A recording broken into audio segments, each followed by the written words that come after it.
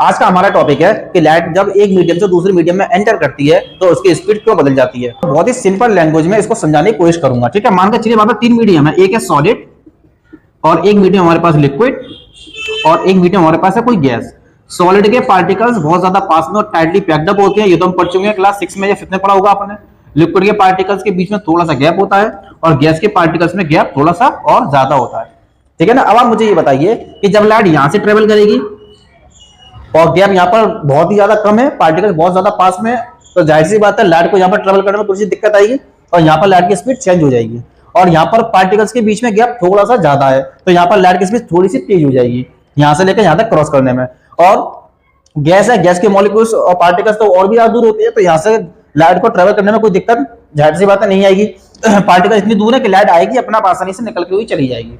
तो बस कुछ ऐसा ही मिलता जुलता कॉन्सेप्ट है कि जब लाइट किसी एक मीडियम से दूसरे मीडियम में जाती है, ठीक है ना, ये आपके यहां से लाइट आ रही है इंसिडेंट रे, ये आपकी नॉर्मल है, तो यहां से जब लाइट एंट्री करेगी तो ये एयर है, एयर से हमने लाइट डाली है, नीचे हमारा पानी भरा हुआ वाटर है, ठीक है ना। तो इसके अंदर दो काम होंगे, एक तो लाइट की स्पीड थोड़ी सी कम हो जाएगी।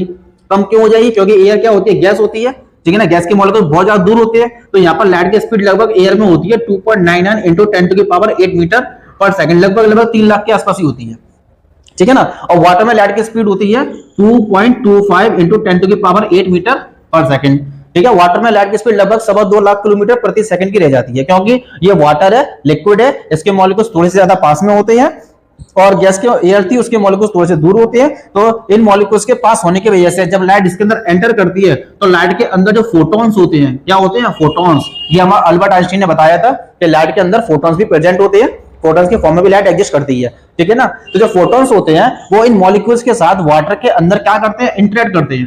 क्या करते हैं? वाटर के अंदर इंटरेक्ट करते हैं मॉलिक्यूल्स के साथ में। तो इस वजह से लाइट की स्पीड के अंदर चेंजेस देखने को मिलता है। तो बेसिकली इसका छोटा सा आंसर ये था। अच्छा, जो पढ़ने वाले बच्चे, मैं उनको एक चीज ये बता दूं कि सबका रिफ्रैक्टिव इंडेक्स अलग होता है, ठीक है ना। वैक्यूम का रिफ्रैक्टिव इंडेक्स होता है 1 और जो एयर होती है उसका रिफ्रैक्टिव इंडेक्स होता है 1.0003। ऐसे ही वाटर का रिफ्रैक्टिव इंडेक्स होता है 1.33 होता है, ठीक है ना। तो अब देखिए, वैक्यूम में लाइट की स्पीड होती है 3 लाख किलोमीटर प्रति सेकंड, एयर में थोड़ी सी कम रह जाती है, लगभग उतनी होती है लेकिन मामूली से कम हो जाती है। वाटर में लाइट की स्पीड 2.25 लाख किलोमीटर प्रति सेकंड रह जाती है। तो यहाँ पर रिफ्रैक्टिव इंडेक्स की वैल्यू इंक्रीज हो रही है। क्या हो रही है? रिफ्रैक्टिव इंडेक्स की वैल्यू इंक्रीज हो रही है। तो जब रिफ्रैक्टिव इंडेक्स की वैल्यू इंक्रीज होती है तो लाइट की स्पीड हमेशा कम हो जाती है, ठीक है ना। जब रिफ्रैक्टिव इंडेक्स किसी भी सबस्टेंस का ज्यादा होता है तो वहां पर लाइट की स्पीड उस सबस्टेंस के अंदर कम हो जाती है, और रिफ्रैक्टिव इंडेक्स अगर कम रहेगा तो लाइट की स्पीड वहां पर तेज हो जाएगी।